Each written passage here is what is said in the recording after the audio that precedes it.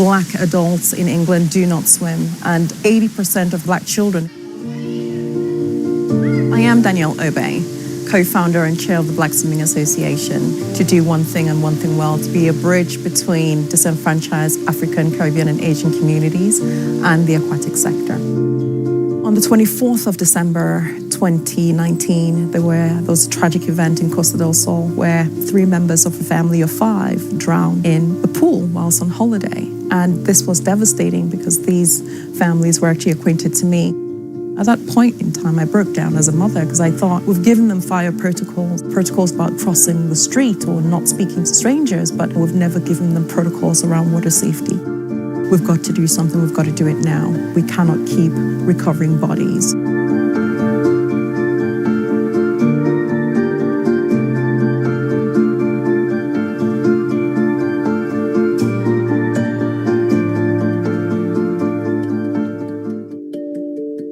My name's Alice Deering and I'm a British marathon swimmer. I was the first Black woman to represent GB in swimming at the Olympic Games.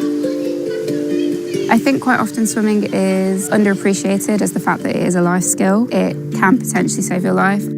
I really hope people start to view it in that way and give it the weight that it deserves. I have faced barriers when I was younger. People just don't think Black people should swim or do swim or think that we're better suited to the sports. And so it's kind of no surprise we've ended up in a situation where 80% of Black children in England don't swim. The arm goes round in a circle, right? Swimming lessons aren't that cheap. It's not easy. You know, if your swimming pool's half an hour away and you've got to pay for a bus or a taxi to get there, that's another barrier in front of that person for learning to swim. I'm a swimming instructor and outdoor swim coach that offers free swim lessons for children and women. It's really, really important to just offer free swim lessons because there is a real lack in inner city areas as we've seen it.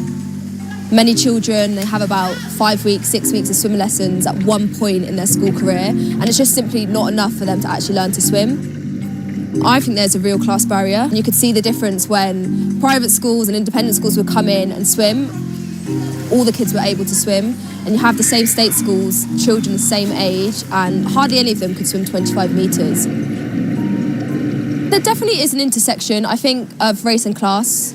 I think particularly when you look at inner city areas such as London, places that, you know, have high proportion of people of colour, whilst we don't go out specifically to women of colour or children of colour, what happens is about 80-90% of our children that come through our doors are from, you know, ethnic minority backgrounds.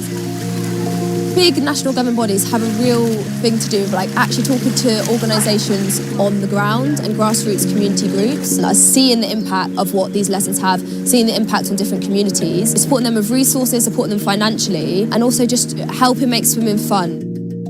I have been quite torn between the amazing achievement of being the first Black woman to represent GB in swimming, but then also just kind of wanting to be, you know, my own person, my own athlete who's known for being an athlete and not for her race and her sport combined together. Nobody pushed me out and was like, no, you need to go speak about this. I could step back from this at any moment that I want to, but I don't. I think it's really important personally to change the way that Black people are viewed in swimming and the way Black people view swimming. It's definitely a form of meditation. Maybe not to the level I do it because there's a lot of stress that comes in with it as well. But you know, you take the stress with the meditation and it's good, it's exciting. It gives me so many amazing opportunities. Swimming is just everything for my mental health, and it is for so many others. There's lots of research now going into the benefits of swimming, especially outdoor cold water swimming, on your mental health. But even anecdotally, there's so many people like myself, so many people that swim with me, that swim for their mental health, and it's been a real positive for them. Water is a gift. Water is healing. Water is therapy. It goes without saying, water has no color. I'm really looking forward to the day when I go poolside and I'm not maybe one of 3 Black or Asians poolside. That will be the day I step back and I go, you know what? We've done it. We've done it.